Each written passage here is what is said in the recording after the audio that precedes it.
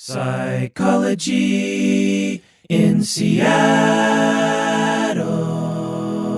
So, Rebecca, I wanted to have you on the podcast to talk about a number of things. So let's get into it. What do you say? Yeah, what you told me we're talking about, I don't really want to talk about it, but I guess I'll talk about it.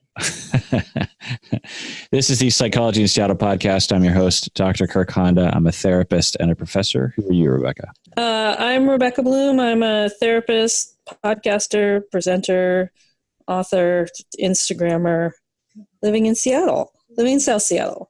What's your Instagram?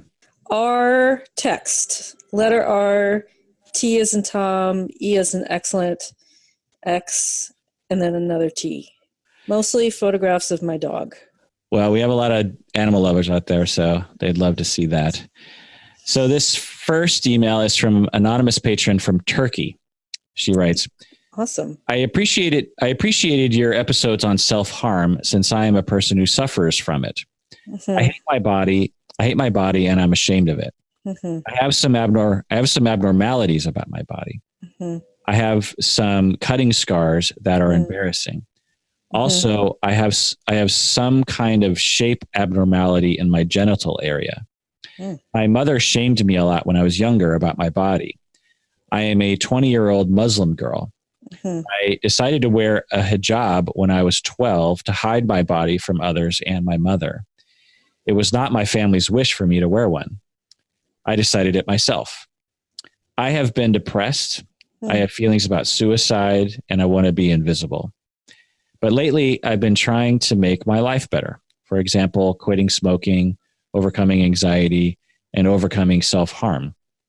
I am trying to love myself and my body, regardless of its differences. I recently learned that the things on my body are not abnormal, and that there are lots of people who have the same things. Also, I have tried to accept my scars as a part of myself and a symbol of my past suffering and pain. However, even though I feel ready for this, it is not easy. I still feel the need to hide my body. I've been telling myself that everyone makes mistakes and that your scars don't show that you are weak and sick, but they show you are strong enough to cope with lots of problems. But I still experience lots of anxiety when I'm outside. Do you have any suggestions about my problem? Because I really don't know how to cope with it all. Rebecca, what do you... Well, so I was in Turkey last year. And so I know that for women, the experience there is very complex. So I think that for those of folks who are in other parts of the world, just know that this person has even greater stressors on them than some of us in other parts of the world. Boy, where to start? I mean, if the first is, we all have scars. Cutting scars are more common. And I think it's funny, we were just talking about Instagram. There's a whole thing on Instagram of people who've cut in the past and now have scars, showing their scars in Instagram, shutting down those accounts for saying that they're glamorizing their scars, whereas people are saying, I'm just trying to be honest about who I once was and who I am now. So we're all really, really different. And all of our bodies look really, really different. On the cover of this week's Stranger, the 2019 Pride edition, is this woman named Brick House, who's a very large African-American woman with a lot of skin. She's got a variety of skin pigments, and she's getting to be known as a really well-known burlesque performer. So she's really owning that, like, this is who I am, and I'm going to be as sexy as I am, and you're going to see it. So I think more than ever, there's room of people finding self-acceptance, but it's a long path, and the trick is to find a community of other people, if you can, who've had your same experience where you can safely talk about it. Is there support groups for cutters online? Do you know that? People who cut, Kirk? Absolutely. I mean, whether they're support groups, we would call them, definitely forums where people will talk about it in various ways. There are subreddits on Reddit that are glamorizing it, and there are subreddits where it's very therapeutic to be there. So very normalizing as well. So absolutely. And I'm guessing that the anonymous patron from Turkey knows about those things. At least I hope that she does. Yeah, the things that I'll say are, in addition to what you said, which is great, is to emphasize the fact that you're not alone. And because anonymous patron, you were talking about how it was liberating to you to learn that other people have similar issues and that your body isn't all that abnormal as you were taught by what seems to be an abusive mother. And with self-harm, with cutting, you're definitely not alone. Do you know how many teenagers have engaged in what non-suicidal self-injury? What percentage? I get calls fairly often from friends who are parents who are trying to get my advice on how to help their kids talk to their friends. So I'm guessing, at least here in the States, it's very common. Yeah. Any guess at the percentage? I don't know, 20%? Yeah, close. I mean, various studies say different things, but about 1 in 3, so about 33%. Okay. Teenagers reporting having done it at least once. So and it'd be a smaller reporting. Right. Exactly. So it's probably higher. Right. So in a classroom, typical classroom of 30 kids, 10 of them have engaged in some sort of non-suicidal self-injury. Often the reason is because it's anger that's pointed inward. You have reasons to be angry, but there's no place to point it. And so you point it at yourself. Plus, you've been taught through the abuse that you've been through that you deserve to be punished. Also, it's a form of addiction for many people because of the endorphins that pump into one's brain in response to the cutting. And so it can be like an addiction like any other, like cocaine or anything like that. It's certainly a habit that is developed that people will have a hard time breaking. And research shows that it has to do with emotional regulation and self-criticism from trauma and mistreatment. Essentially, when someone punishes you, you learn that you deserve to be punished. And you have this model of dealing with shame in which you have to punish somebody. And since you feel safest punishing yourself, then people will engage in cutting for that reason. I did a whole episode on non-suicidal self-injury a few years ago, and I just want to briefly go over what I do with clients with non-suicidal self-injury. The first thing is people need to admit that they have a problem. And it sounds like the anonymous patron is there, because certainly there are many people who don't think of it as a problem. They're just like, yeah, I like to do this. And so admitting that it's an issue that deserves to be paid attention to is step one. Step two is dedicate yourself to taking action. And this can take a while, because you could say, yeah, I have an issue, but you know what? I like doing this. It serves a purpose and I'm not really interested in changing anything. So step two is actually recognizing that there might be other ways of getting your needs met that are healthier.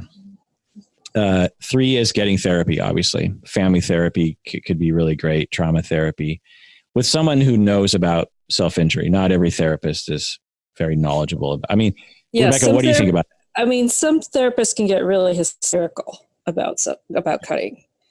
Right. So just to make sure that you're with someone who can calmly talk you through what's happening and isn't increasing the anxiety with their own fears. Because I've seen some therapists that make it worse. Yeah, it's a common response in our culture, given messages that when particularly a young person is doing this sort of thing, it's scary, and people are worried you're going to kill yourself. People are worried about blood, and I don't know. It just involves a lot of scary things to people, and I've certainly seen bad reactions from therapists and from parents and from teachers. And a big part of my job, actually, I guess I didn't really include this in here, is getting everyone in the family, the teachers, to calm down and just realize that a lot of people are doing this, and it's associated with suicidality, but it's not suicidality. It's actually something that someone is doing to cope and to not kill themselves. So it's not functional. It's something that we want to address, but it's not something that we have to freak out about, and it's not something that we can stop them from doing right away. It's something we have to take a longer term approach. It's sort of like the approach to hoarding disorder. A lot of people are like, well, you just have to clean out their house. And what that does is it just traumatizes the individual. And research shows that after you do that, the hoarding is worse within months. So not only does the hoarding return, but within just a few months, they've completely acquired enough material to surpass their previous hoarding, quantity, if that makes any sense. So it's not a matter of, taking away the instruments. It's not a matter of establishing discipline or something. It's something really more long-term than that. People suffer from once that behavior is ingrained, it takes a long time to kick. It takes years to really kick. I mean, certainly some people can abstain right away, but it's such a... You've got to replace it with, you've got to figure out why you're doing it and then replace it with healthy behaviors. And any of us who've dealt with behavior change know that that's, there's relapse in there and all kinds of things happen in there. Yeah. Like I'm never going to eat another donut or something, that kind of thing. Step 4 is self-awareness, emotional awareness, getting to know your shame, your loneliness, your anger, your emptiness, and your triggers. 5 is establishing physical warmth of some kind. These aren't steps per se. They're just like things to address. Physical warmth with hugging, with, holding hands, with animals. That is important for attachment security and emotional regulation. And more people are talking about how addiction is really a sign of isolation. So I think what you're talking about here is that, as we try and understand our behaviors, to know we feel lonely is a big piece of that. Exactly. Also, getting support, having allies. This is a tricky thing because our culture gives a lot of messages around this that are destructive. You might be in a community or a circle that needs to be educated about cutting, and it might be you that needs to educate them, at least point them in the direction. We can't expect people to be aware of the ins and outs of cutting. And so the people around you, like your parents or your friends, you have to be patient with them because it can be very shocking to people. When you tell your sister, for example, I've been cutting for the past 2 years, it's normal for her to be very scared and to kind of be a little panicked. And you just have to sit with her and say, it's okay. There's nothing to worry about. I'm getting better. And I just want you to know so that I can get the support I need around this. And I need you to not freak out because that's going to make it worse. So it takes time. And what I see a lot of people do is they'll tell someone, the person will freak out, and then they won't tell anyone ever again.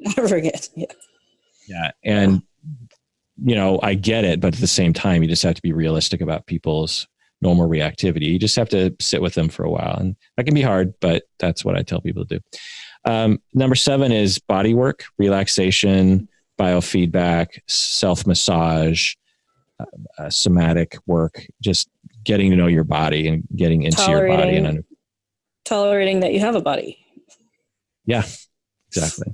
And then it has feelings that sometimes feel overwhelming, but they're just feelings and you can cope with them. I think for a lot of my clients, their feelings feel so overwhelming. They can't imagine tolerating them for any number of reasons. And so being able to just realize it's just a feeling. It's not the end of the world. You are going to make it through this feeling. Yeah. Easier said than done, but definitely something to shoot for absolutely, sir. Number 8 is removing temptations, getting rid of the gear, not being alone are things that you can do to get through the times when you have cravings to do it. 9 is distractions, friends, staying busy, not getting bored is a major thing in any addiction, is avoiding boredom. 10 is to find a substitute. Like some people will rub ice across their skin instead because it kind of hurts to hold on to ice. Some people will snap rubber bands, or they'll mark with a red pen where they would usually cut. This is something that you just have to experiment with as an individual to find the right thing that works for you. A lot of things don't work for people, but for some, it can work. Number 11 is doing something else. Exercise, scream, squeeze a stress ball, rip something, play the drums. Sometimes people will eat something really spicy as a substitute. You can take a cold shower. You can sing. Sometimes people find success with that. 12 is having a crisis plan that involves other people. 13 is perhaps doing some addiction work, like even going to AA or something, or some 12-step group, learning that language about one day at a time and working the steps can actually be helpful for some people, not everybody. 14 is right up Rebecca's alley, is being creative, make art, write a poem, write a song, instead to channel your emotions. 15, find meaning. What's the meaning of your past self-injury? And anonymous patron, you are already doing that. You have found meaning that it shows that you are strong, in your words, and that you're strong enough to cope with a lot of problems that you've dealt with in your life. That's what your scars mean to you. And that's a evidence of what we call post-traumatic growth. And then 16, the last one, is relapse prevention, shame prevention, essentially. It's normal to relapse. It's very common to relapse with cutting. For example, I have one quote from Reddit here. It said, I stopped cutting about 5 years ago, except for today. I have depression along with anxiety. My roommate sent me into an emotional breakdown. He told me that nobody liked me and nobody wants to be around me. So I went and did the only thing I know how to do that's right. And then they say, you guys don't have to respond, but it just feels good to get it off my chest. So this is somebody who is feeling the feelings, and they're reaching out and they're recognizing what happened. And they don't seem to be terribly ashamed about it, which is a good thing. It's normal. You're going to have relapses, or at least cravings at the very least. And when we shame ourselves, like, oh, I thought I was over this, what's wrong with me? That's when we descend into dysfunction. So it's just normal to have relapse.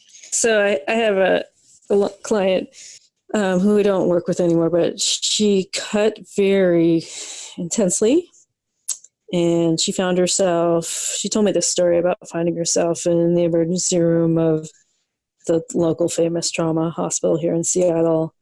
And the nurse was sewing the wound back up and just telling her that she will find other ways to cope with her pain. And it was such a touching story that the nurse was like, hey, you've done this, we're going to take care of it, but there's other things that you can do. And I thought of what a lovely reaction, and if we could all have that when someone picks the wrong or a harming coping strategy. Instead of the intense shame, it's, hey, you did this, and there's other ways to be. And I'd like to help you find those other ways. Yeah. Do you remember early in your career being scared by this before you learned more about it? I actually remember being not scared by it and being one of the only few people who wasn't scared by it. So when I was first coming out, people were just starting to talk about this in the straight world. But in the queer world, self-harm, I think, is so much more common and so much more talked about that I just had a lot more of a basis for it than my straight counterparts. And so I remember being one of the few people that wasn't like just completely freaked out and convinced that the client was going to go home and commit suicide.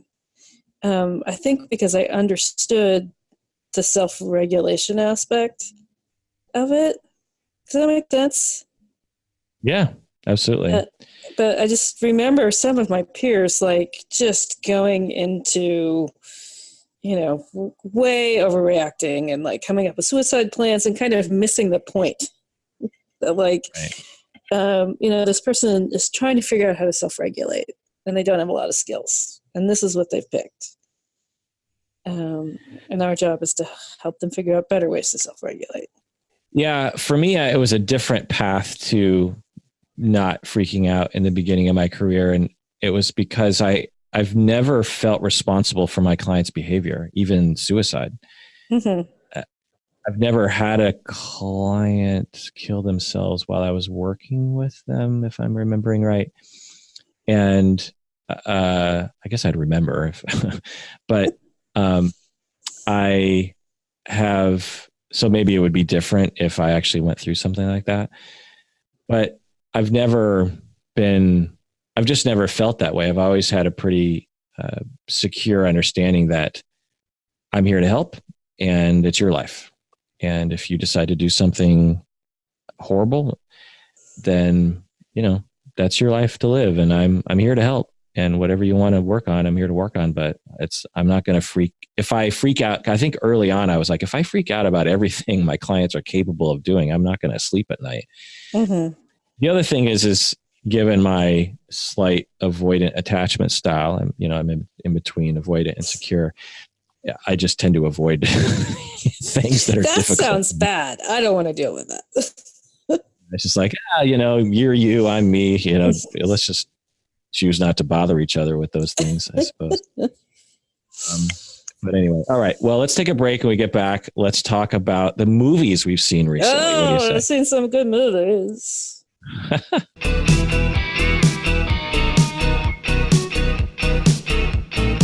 All right, we're back from the break. Do you have anything you want to plug? You often have some kind of training you want to plug. So my book is out on the Amazon.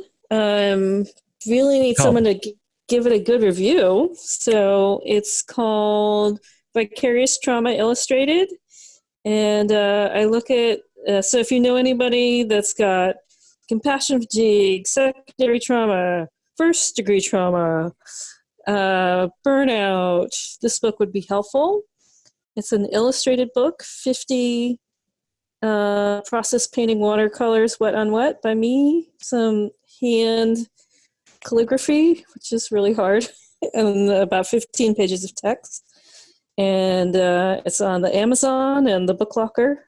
If you run into me in the streets of Seattle, I probably will be carrying one and will sell you one on the spot for $20. That's awesome. You've had success with your books, and it's been great to be a part of that with you. I knew you when before you ever.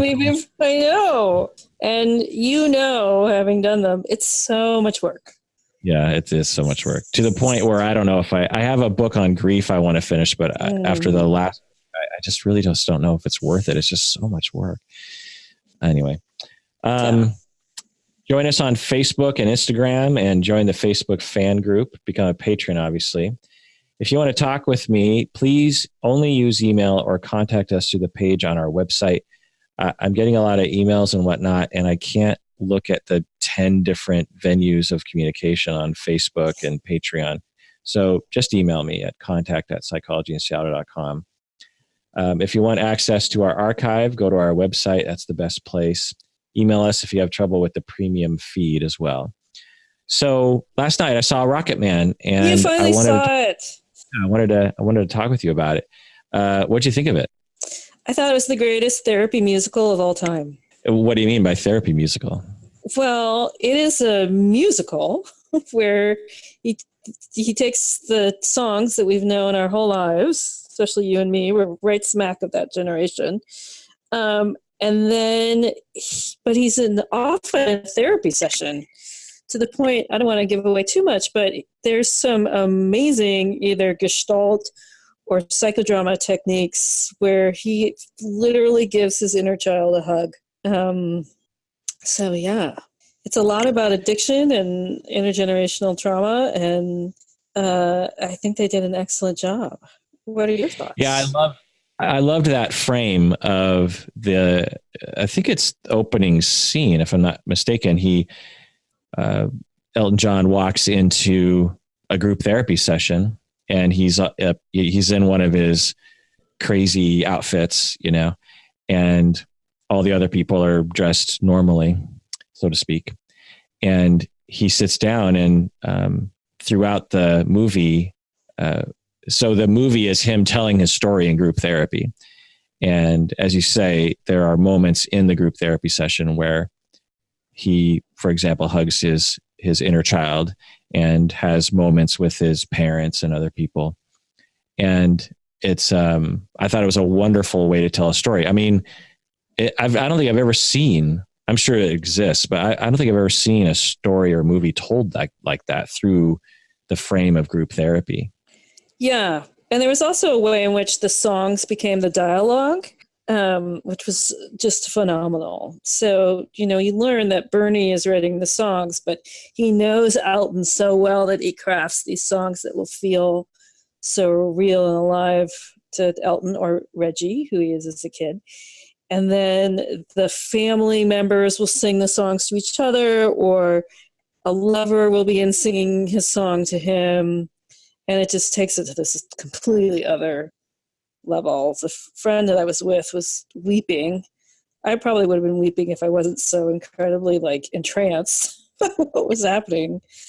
Yeah, I can't wait to see it. I want to desperately see it again, because there's a whole level of detail that I feel like I missed in that first viewing. Did you cry at all? I didn't cry at all, which is funny. I cried a number of times. The one when at the very beginning, when the family starts singing one of his songs, they're all in their different rooms, and there's this tremendous distance. And I get chills thinking about it, because because this was written or produced by Elton John himself. So, and it was clear that he had a bone to pick with his parents. Mm-hmm. But at the same time, there's this early scene where you get to see the, so to speak, the inner dialogue of the parents, and how sad they were on the inside, how lonely they were. They all were. And so it gave this sympathetic logic to why the parents were such jerks to Elton John himself, right? I cried during that scene. And then, of course, I think the scene that was designed to make me cry at the end. Who doesn't want to hug their inner child like that? I mean, it's so excellent the way, and we've talked about this with another film where the guy, we talked about this in Russian Doll, where the guy, instead of yelling at the people that's been jerks in their lives, says, "You can't give me what I want. I keep returning to you, asking for the same thing that you will never give me. I'm sorry. And I'm sorry to you. Yeah. I have fault here, So, and I understand where you're coming from. Yeah, exactly. And yeah, there's this point of view. There's this lover that he keeps returning to who is abusive to him financially, and there's infidelities and all kinds of things going on. But you can tell he keeps coming back to him over and over. And it's very interesting in that scene where he releases himself from his parents. He also releases himself from that abusive partner, which is just so touching. And same-sex, inner partner violence gets talked about so rarely that it was amazing to see it here. In Seattle, we do have the Northwest Network that addresses that issue, but I don't think every city has a group that does. So to see it on the big screen like that was just also revolutionary. That gay couples aren't necessarily happy. There's a lot of issues. The same issues that get played out in every couple get played out in gay relationships. When you're isolated from society and your families, it can make things worse, right? When you're shunned. Right. Who are you going to turn to? Who's going to listen to you? That being said, it was also, having seen Bohemian Rhapsody and heard the critiques that the sex in Bohemian Rhapsody was lacking, I was shocked to see what a passionate lover, Taron Edgerton, is that his name? So last scene for me in the Royal Kingsman movies, where he plays a very sexy, straight kind of James Bond character. Here, playing a very passionate gay man. I was like, that is some acting right there. I'm glad you said that. Is same. What his manager, lover, boyfriend was played by the guy who played Robb Stark in Game of Thrones. Did you watch Game of Thrones? Oh, I did. A lot of people in this movie, I was like, I know that person. Who are they? Yeah, Robb Stark. But I thought the same thing because I've been following Taron Egerton's career a little bit. Kingsman. He's been in a number of things, and I was watching a very convincing passion. I immediately went to YouTube to see, like, is he bisexual? Because man, he sold that thing, and he talked about laid. he talked about how he's totally straight, and he basically said, look, love scenes on screen, regardless of gender, are always awkward. So it's not like if I was with a woman, it's not going to be awkward. It's always weird.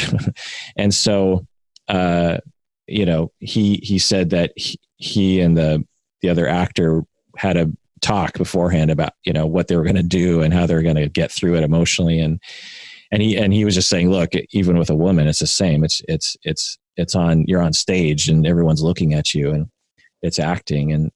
But yeah, I was totally convinced of because there's a way that I think actors you can sort of see when straight actors are kissing the same gender and they're totally straight, in their personal life. You can say, like, wow, that was a good acting job. But I feel like Taron Egerton took it to a whole other level in this. Yeah, there was a level of passion that was familiar to me, having been around gay men in love. And I don't know if having watched that scene, I was like, I may have never seen this on the screen before. Like, there was just a level of intensity, like, that thought that you didn't know if you were ever going to get this in your life. And here it is. And I was just blown away. At the same time, it was fairly hyped. Before I saw the movie, I heard in the news that this apparently was the first gay sex scene in a major film. And I was, in my head, I had pictured what that scene would look like, but it was a lot tamer than what was in my head. I have to say. I mean, it's still, I guess, a movie for the masses. So, but anyway, so what do you think about it in comparison to Bohemian Rhapsody? I'm a sucker for an epic musical, so it pulled at my heartstrings the way something like Hairspray did, where you are in full-on magical realism. That's my jam right there. So, and it made sense when I think about who Elton is as a performer.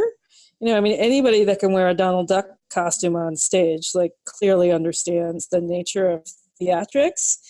But it was also touching to see, like, that a lot of the moments were not just bombastic, but also very small. And in a way that felt different than Bohemian Rhapsody, where I felt like, even though I love that movie to death, and I thought the guy that played, too many names spacing out, played the lead movie in Freddie Mercury, was also amazing. There was something about this that was really different, and I think it was the intensity and the wattage of what the magical realism took me to, and how much more emotional it was. And there was things I didn't even touch on, like the death of Princess Diana and all these other things that I knew were big deals in Elton's life. But it was both very tender and very large at the same time, which is not easy to do. It reminded me of the Yeah. movie like Water for Chocolate. Have you ever seen that movie? It's a Yeah. I used to sign it in class. I used to sign the book in class. So that same level of magical realism where you are talking about family history and culture and life, and it's all kind of dancing around together, and it's just kind of amazing.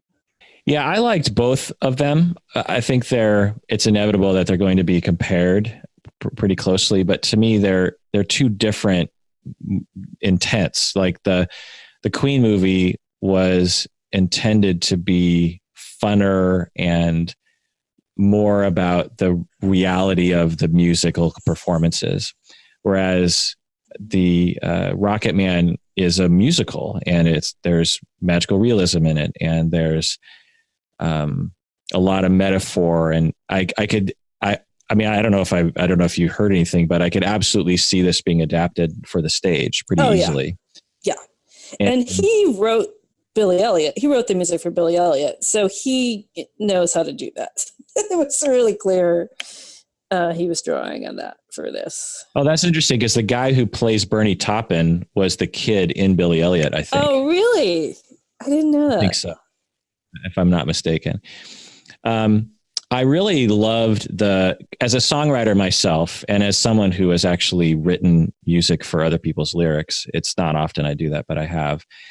I loved the interaction between Bernie and Reggie, and I in my head, I always knew that Elton John had someone else writing the lyrics, but this movie really put it into visual for me. Like, oh, okay, Elton really did not write those, because the way Elton sings, it seems like it's him, and it is. He owns it. It's not like he's just singing someone else's words. He owns those words. But I really liked that Bernie Taupin was a major focus, because all those words are from him, and they're so beautiful. And I don't think I'd ever really appreciated how beautiful the words are. And I mean, obviously, some of the Elton John songs are just phenomenal lyric wise, but seeing it in this way, I just was blown away. And in my head, I always thought that Bernie was like this guy who lived because I think it was told to me this way, like Bernie Taupin lived in the country and avoided the limelight and would just send Elton John lyrics. And meanwhile, Elton John's living this, famous lifestyle. But the story is, at least in the beginning, was that Bernie Taupin was right there with Elton John the whole time, on tour with him and writing with him in his environments. And so I liked that story as well, that the lyricist wasn't disconnected from the whole experience, that he was there. I like that a lot. Well, and also you see in that scene where they're at Mama Katz's house that that Bernie easily finds a lover that night and kind of knows his place, can easily fit into the culture because he's straight. And then you see Elton just kind of wandering, like, where I'm the star here, but I'm not, and there isn't any real clear place for me. And as a gay person, that was just so familiar for me. Like, if I'm straight, I would know where I stood and I would know what clothing to wear and I would know where to go. But when you're gay, it's just not that clear. And so I thought the way they did that scene was so interesting. Obviously, Private Dancer is written about Tiny Dancer, excuse me. Private Dancer is a different song. That's Richie.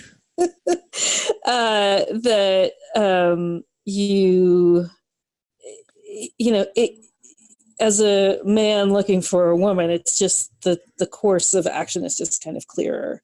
And Elton doesn't have that course. And you just get a sense of like where the drugs show up and why, as he tries to, put it all together. And the rates of substance abuse in the queer community are huge. And still things like smoking is huge in the gay community.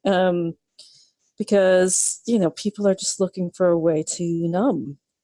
And, obviously the extent that he goes to, I love that scene where he said, I just forgot to stop being an asshole. It's like, having feelings is hard. Especially when the sexual feelings you've had come with both desire and guilt and shame. all mixed up. Especially at that, the time that we're talking about, whereas he was to be out as gay, his career would have been over. Yeah, I thought that was an interesting scene where he goes to the party, because we associate the early 70s, late 60s with free love and LA in particular, Hollywood, with all this partying, and you think, oh, Elton John is super famous, and he goes to this party, and you're just like, oh yeah, that's right. He still lives in a straight world. And just because the straight people are all liberated, so to speak, and having a good time, the gay people are still completely marginalized, probably even within those groups as well. And it's just something that isn't depicted often in art and culture. Was it still suffering from it, Yeah, and the quietness of his awkwardness was just lovely to me. Yeah. Like he's just wandering around. Like, where do I fit? Where do I go? Who do I talk to look normal? Like that for me is, I think most of my life is actually still spent doing that. What do you think the moral of the story was? Well, it's, it was a little cheesy. Like in the end, I have kids and I'm happy. You didn't win, Dad. I mean, he's one of those people, like, we're fucking lucky that he's still alive. And he said that. Like, the fact that he didn't die of AIDS or of an overdose or any of that is just really a miracle. And so, yeah, I mean, I the way they cut in I'm Still Standing into the kind of ending the movie there, I thought was kind of his celebration of, he made it. He's out the other side. And he's been able to stay out the other side, which is, also not the case with a lot of people who go into recovery. I forgot what I was going to say. I liked the movie. That's what I'll say, I guess. The morals that I pulled away from it were that success means nothing without attachment. I thought that was a pretty big theme. He was very successful but very lonely. And that without a relationship with somebody that loved him for who he was, not for what he could provide them. And also grieving and going through therapy, his childhood was the first step towards having the life that he wanted to have. Oh, I know what I was going to say. I've been talking about this movie with other people and listening to podcasts about it. And one of the things that I've realized is that Elton John was essentially a 70s phenomenon. And it was really only a few years where he was ginormous. He had something like, half of his hits were within the same couple years around 1975. And what I've realized is that people younger than us, even just by 10 years, don't really have the resonance with his music the way that people of our generation do. Have you found that? Yeah, I mean, I knew every one of those songs. And the scene with Kiki D for me was like practically, orgasmic. Like, I mean, that was my song growing up and I couldn't stop singing it. And I've since gotten the soundtrack and listened to it about 1,000 times. So yeah, I mean, that was for sure the music of my childhood. And I remember in college, we would play it all the time, probably because it was, we're all 18, 19. It's all the music of our childhood. That and Rumors by Fleetwood Mac. I mean, these were the songs. My gift is my song, and this one is for you. But saying that music shows up all the time. Like I remember, is it Tiny Dancer that's in the scene in when they're in the airplane in Almost Famous and they all think they're going to die? That's the song they sing. Like as much as it's not super famous to everybody, I think everyone knows that music, whether they realize it or not. Like it's just everywhere. Is that true, or am I wrong? I don't know. I would have thought that until I heard more people, younger people, talking about Elton John and saying things like, Yeah, I've never, I've heard Elton John songs, but he's never really been a favorite of mine. And I find that people of our generation, Elton John, you can't avoid having Elton John be one of your favorites. Like it's such good music, one, and two, it was so ubiquitous in mid 70s life that anyone who could hear at the time would, inundated and sort of, inculcated with the culture of Elton John at the time. And so it's just interesting to hear some people say that they knew of Elton John, but it's sort of something that they kind of knew about, but not that much. Mm-hmm. And I find that I was like, oh yeah, I guess that makes sense, because after the 70s, he had hits for sure, but not like the phenomenon that he was in terms of the media in the mid 70s. So, but he also wrote the music for Lion King. He, there's something else that he did. The stuff that he did around Princess Diana, the musical that he did with Billy Elliot. He's still so relevant. It's kind of mind-blowing. And what I didn't realize is that he's a piano virtuoso. I thought the way that they dealt with that in the movie was really interesting. And it's funny, it just never occurred to me that under all that crazy costuming and that great songs, he's actually playing the crap out of the piano. And I don't know if you remember when Lady Gaga was brand new. It was like her first year at the Grammys, and they did a duet together. And it was so... big memory. Okay. Well, it was so sweet. And what I realize now from watching the movie is that he was saying to her, I see you. I see that you and I are the same crazy combination of things. But he also sang with Eminem.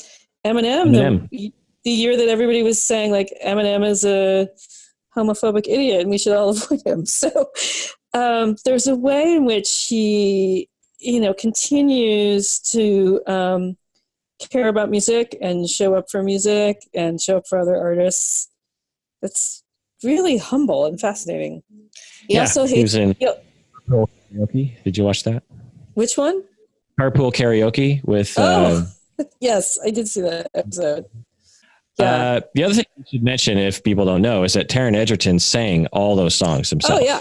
Yeah. And if you get the soundtrack, it's fantastic to hear his version. Yeah. I mean, he's definitely a great singer, but he's no Elton John. I'm just going to put it that way. Yeah.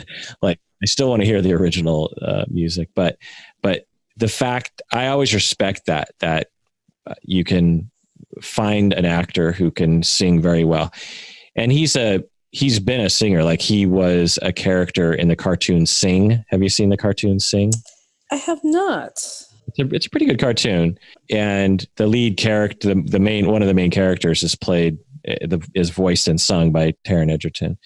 So he's a legit singer and has been for a while. And so I don't know. I'm really looking forward to the rest of his career, because I feel like so far he's done fun movies, and I'm interested to see what he can do with after this. And I'm guessing he's at least going to be nominated for the Oscar, if not win it. Oh yeah. And him and Elton are all around the world right now, continuing to just sing to each other and enjoy each other. And I think that's really sweet. They're just that was really fun. Let's keep going. Yeah. Taron Egerton and obviously Elton John, they seem like a fun couple, or fun duo, I should say. So that's that. Anything more to say about Rocketman? I think people should go see it. We'd love to hear your opinion of it. Yeah. I really think it's going to be up there with movies that get shown in therapy classes from here on out. Because there's some key scenes in there of what you try and help your client figure out. They do it beautifully on the screen, and it's really rare that I see therapy in movies, and I think, God, thank you for what you just did there. Yeah. So I also wanted to talk with you about the Hannah Gadsby Nanette thing. I didn't see it. No, you haven't seen it, but I want to talk about the fact that you haven't seen it. Okay. So if people don't know what it is, there's a stand-up comic, Australian woman from Tasmania, actually, and she's a lesbian, and she's been doing stand-up for a while, and she did this one. She's really big in Australia, apparently, and she has this special for Netflix called Nanette.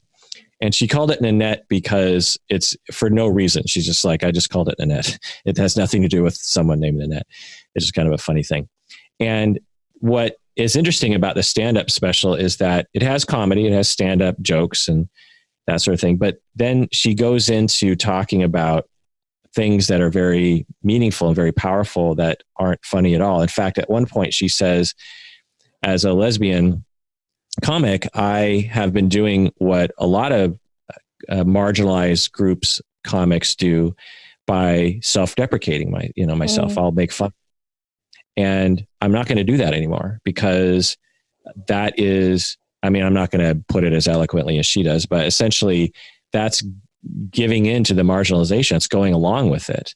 I'm no longer going to make jokes making fun of myself because that's what I was taught to do. I was taught to, in order to fit into a straight society, I had to somehow justify my place by making fun of myself the whole time. And I'm not going to do it.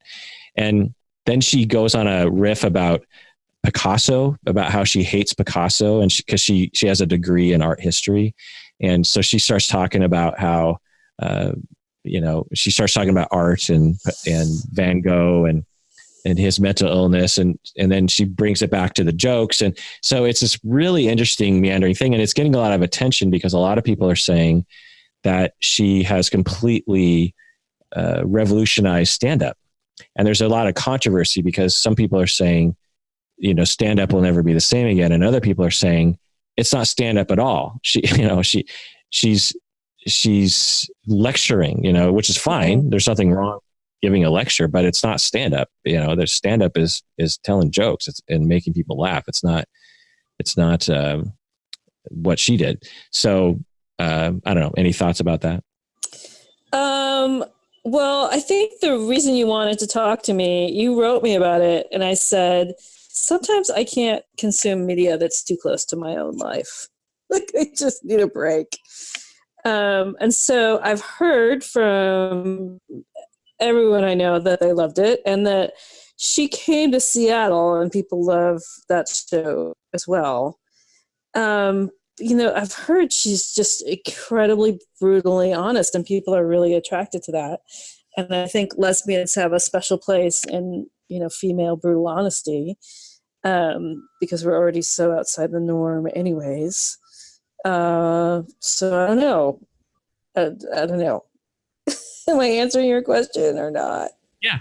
Well, I'll also tell you, after I tried to convince you to watch it, I talked with another lesbian friend of mine, and she said, more than one? It. How exciting. Oh, yeah.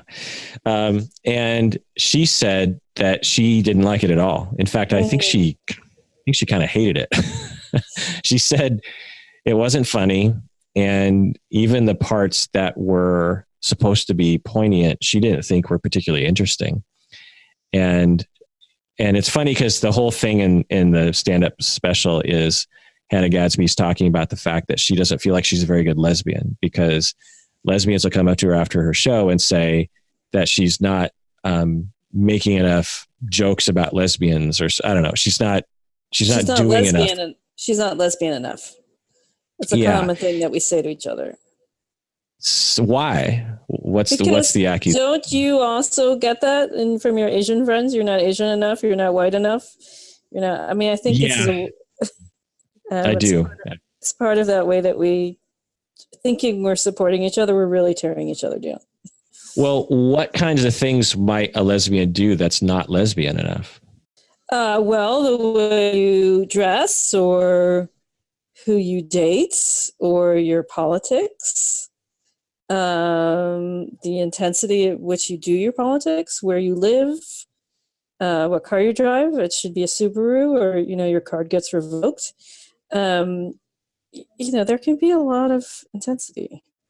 Yeah, for Asian shame, Asian, for Asian me. shame. Asian on Asian shame. That sounds like a whole like Yeah, porn section. It's supposed to dyke on dyke shame. Different sure it is. section. Sure it is, yeah. Is that I don't like to eat rice anymore. Mm. Japanese call it gohan. The same word in Japanese for meal is the same for cooked rice. That's fascinating. They have several words for rice. Like there's a word for uncooked rice. There's a word, so the fact that, and as a kid, in my family, we ate. So since I'm Japanese American, we would have these Japanese American fusion 70s meals that could be cooked for, 4 kids and a husband by my mom. And several days of leftovers because she didn't want to have to cook everything.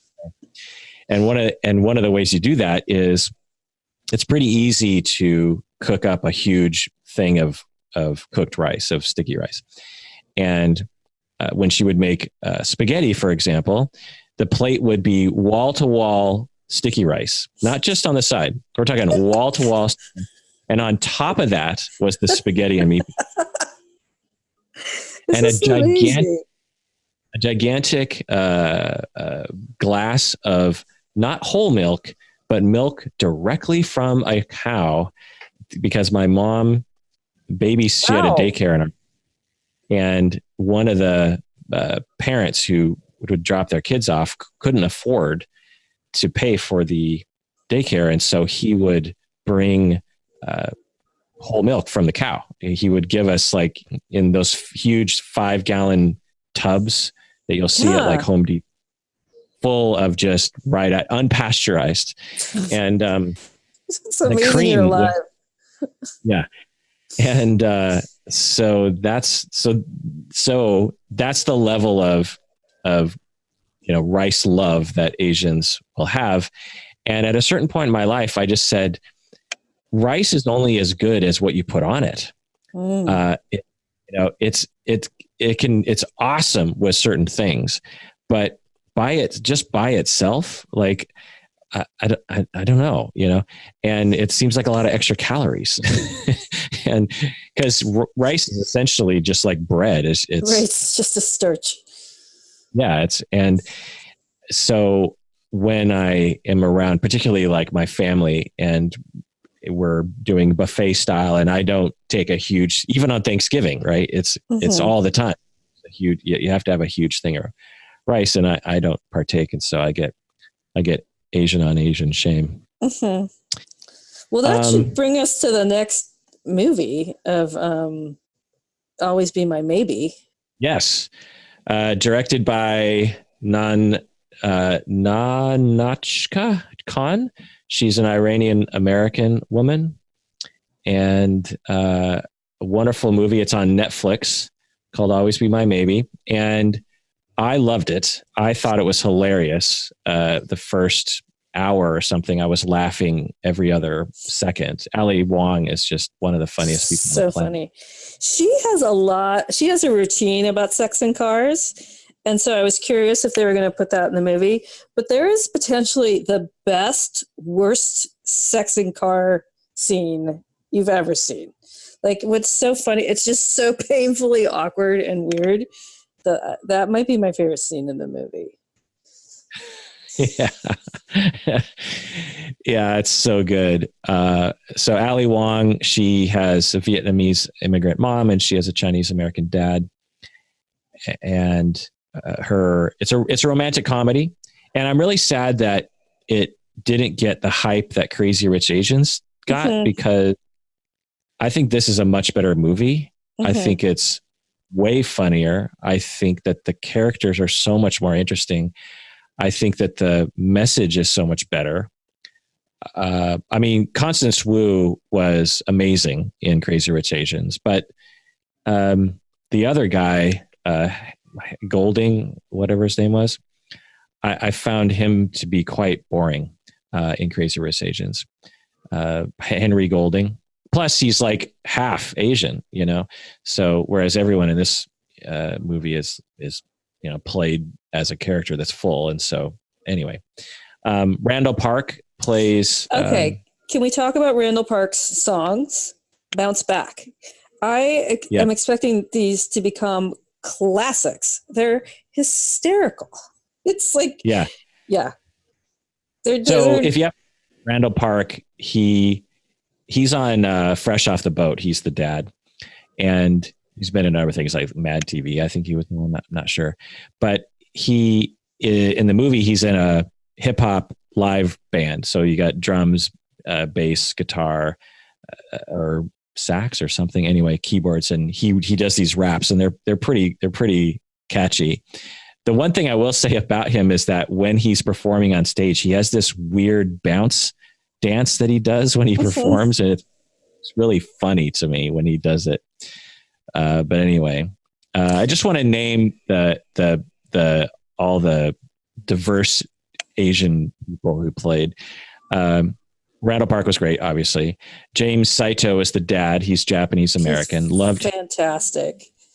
Yeah, his lines were perfectly delivered. This just proves, like, whenever they're like, because Asian Americans are vastly underrepresented in Hollywood, and what a lot of people will say because they're dicks is they'll be like, well, there's not a lot of good Asian American actors, or there's not a lot of funny Asian Americans. And I just say, just watch Always Be My Maybe. Each one of these people should have multiple, leading roles. James Saito, he's probably, I don't know, I think he's like 60 years old. He reminds me of all my uncles and all my grandfathers. And the greatest thing about this character is that he didn't have an accent. And I can't tell you how satisfying it was to have an older Japanese American or Asian American guy in a movie, in a TV show, that it's just like there's not a hint of an accent.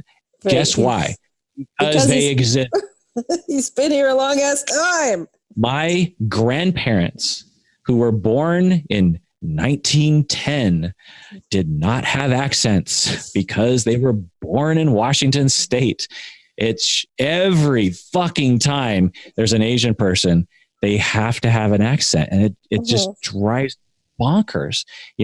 Imagine if every time a black person was on the screen, they had a Jamaican accent. Okay. You would be like, okay, sure, there are black Jamaicans who live in the States, but there are others. In fact, most of them don't have Jamaican accents. Most of them have other sorts of accents. So it was so refreshing to see the father he's a Japanese American guy, and he played a Korean American guy. But anyway, Michelle Buteau, the assistant, she has a Haitian father and a Jamaican mother. She was hilarious. Vivian Bang, the girlfriend of Randall Park. Hysterical. Yeah, so funny. Born in Korea. A hippie Asian. I mean, you don't see that every day. Right, but they exist. 5% of Americans are Asians and 5% of hippies are Asians. Daniel Day Kim plays the bad boyfriend. He was the guy on Lost. He's born in Korea. Very funny. Keanu was in the movie. It has a hilarious part. Plays himself and plays a hilarious version of himself. It was so funny. Also gets a song. Did you know? Go ahead. What? He also gets a song written about him, which is hysterical. So I think that's even better when you're in the movie and then immortalized in the movie with your own song. Keanu is a quarter Asian. His grandmother was Chinese and Hawaiian. So he's a fella Hapa brother. Okay. Lyrics Born is the bassist in the band, and I think he's Japanese American. He spent some time here in Seattle. No wonder the music is so good. If you want to track down some really good music, Lyrics Born is amazing. Oh, now I understand. It's all coming together. Karen Sony, he plays the guitarist in the band. He was born in India. He's from Deadpool. Hilarious part. You remember so him, funny. Right? Oh yeah. Yeah. He's curious if the baby of the gays is his, and he gets completely shut down. Very funny. Yeah, his lines were just golden. His delivery was just hilarious. And then Charlene Yee is in the band. She's hilarious too. She was underutilized in this movie, but she's funny in a lot of other. And her movie Paper Heart, is that what it's called? She has a I great don't know. film. She has a great film out that's about love and loss of love. She's just a delight. And she's Filipino, Spanish, Chinese, Mexican, Korean, European, and Native American. Mm-hmm. But she looks very Chinese to me. I just have to, or very Filipino to me. So it's interesting that she's all those things. The movie was written by Ali Wong and Randall Park, which I thought was very cute that and they've been friends for like 20 something years or something. So I thought it's always great when the actors are, a big part of the actual production. So it's very much a labor of love for those two, for sure.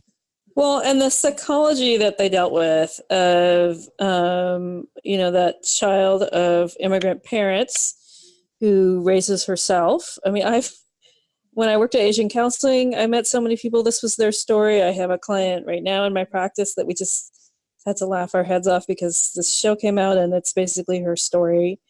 How do you know what love is if you've had no attachment model? She kind of knows what love is because she's followed the model of the next door neighbors. But I just thought it was really interesting of the psychology of family makeup with immigrant parents doesn't get dealt with a lot on TV. But they did a great job here.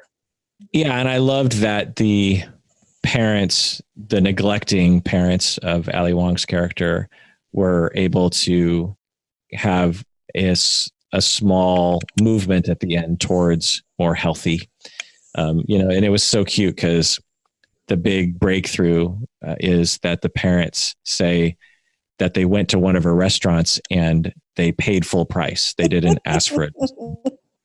And to anyone who is familiar with that cultural aspect, they know the meaning, the gesture that this was for the parents towards Sasha, their daughter.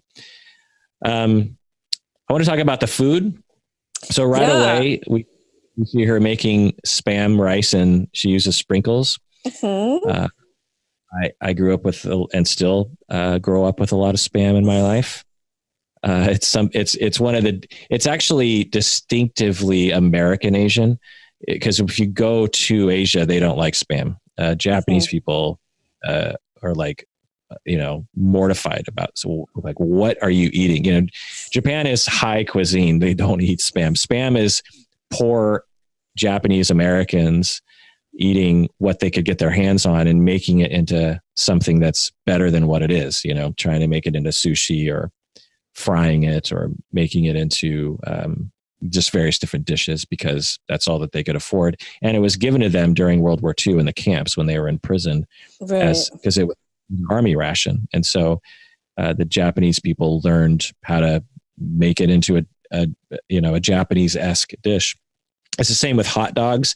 You notice that Jenny made that dish that had hot dog bits in it. That's actually something that I loved to eat growing up, was teriyaki hot dog bits. And it was one of the few things that I could actually afford and make in college. And all my friends would make fun of me all the time for it. The kimchi stew was looking really good.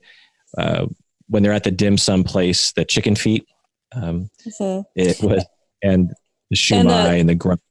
And that place, how the waitresses, give him special loving attention that she doesn't get, was also, having worked in the ID for years, very familiar. I'm like Ali Wong when I go to dim sum places. They look at me and they're like, oh, he looks a little bit Asian, but he doesn't speak Chinese, doesn't speak Chinese, so he can go to hell.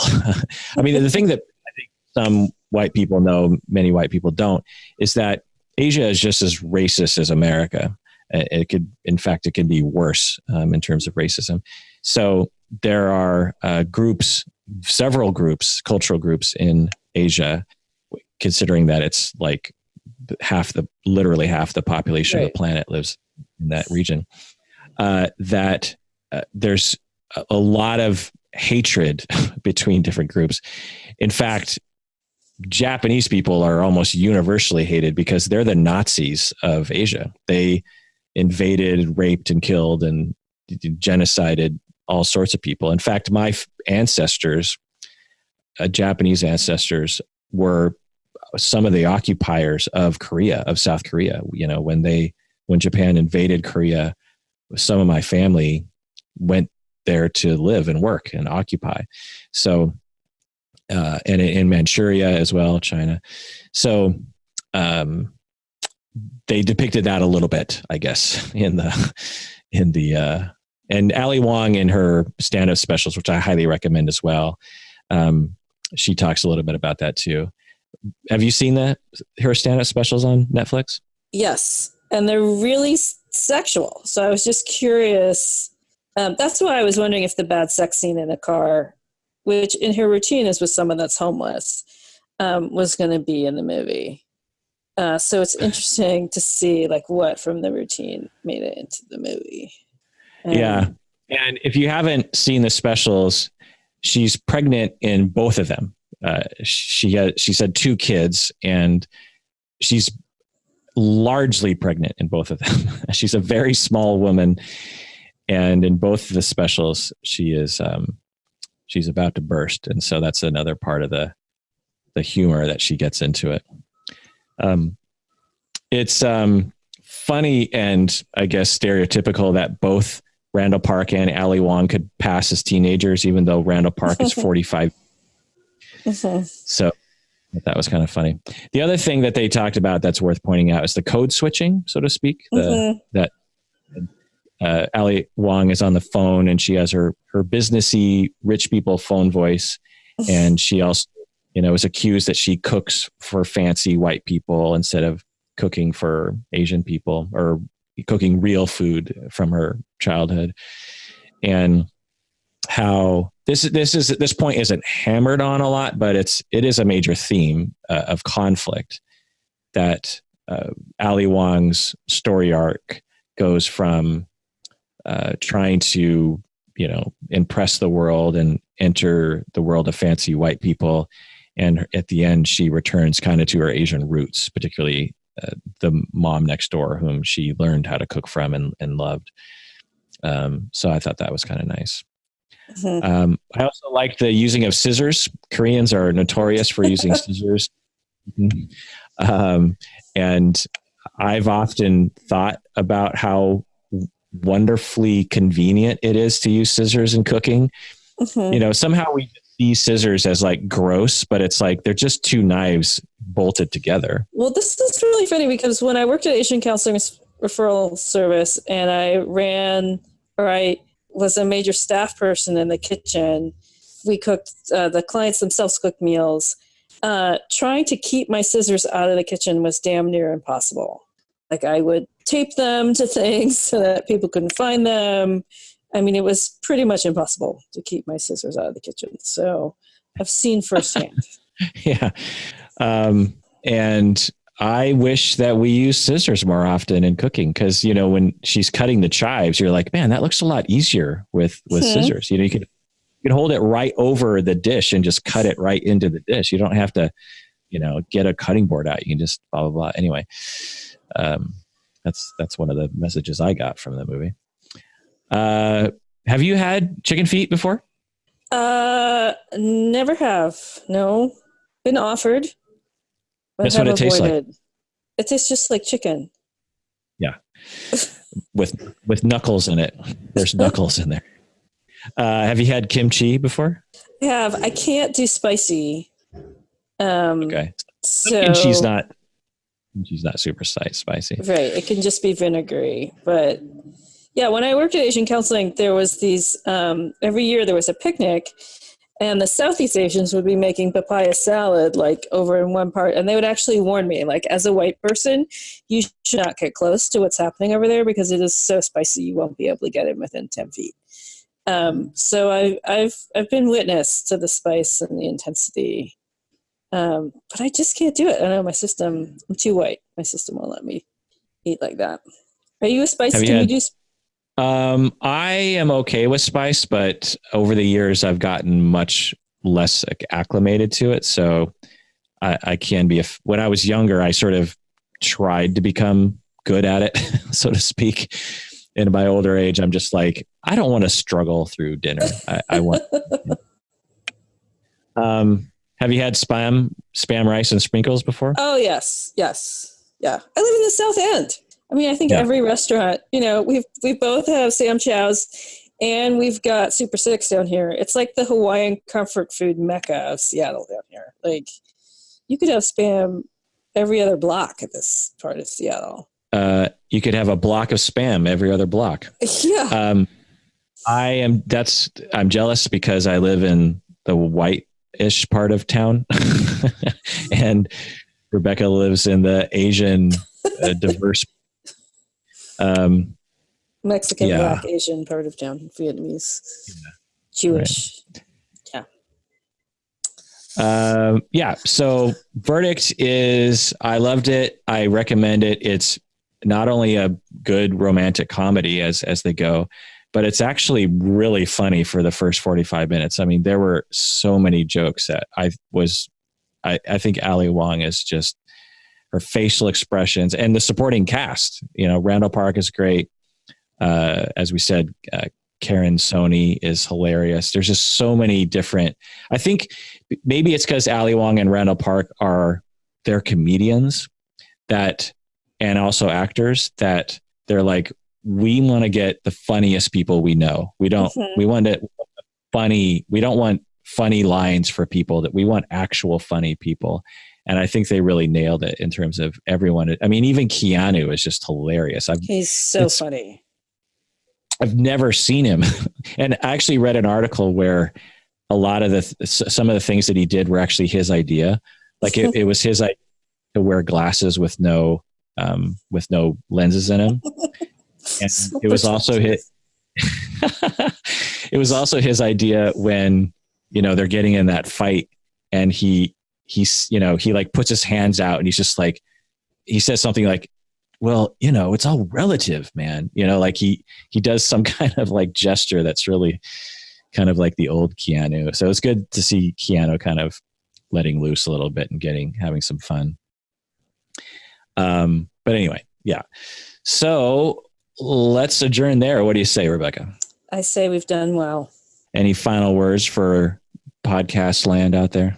Well, I was thinking I would start the just take care of yourself thing, because I realized I just took care of myself, and I ate a balanced lunch before we began podcasting, and it allowed me to have clear thoughts. So I hope you all do the same today.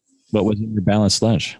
Oh, it was so good. It was chicken with capers and almonds, and then I love Jell-O, so I had a little bit of cherry Jell-O at the end. I'm an old person. Basically, I eat like an old person. Jell-O. I love Jell-O. I like that detail. To think about someone that, so you made it. You made the Jell-O. No, I buy pre-made Jell-O. My pre-made Jell-O, and you're like, okay, this is my little treat after my chicken and capers. I'm going to have some Jell-O. Yeah. Jell-O is great. I'm craving some Jell-O, just like straight Jell-O, like no chunks, just like Jell-O. No. Yeah. I like my Jell-O straight. Well, that does it for that episode of Psychology in Seattle. Please take care of yourself and have a balanced meal. Why should they do that?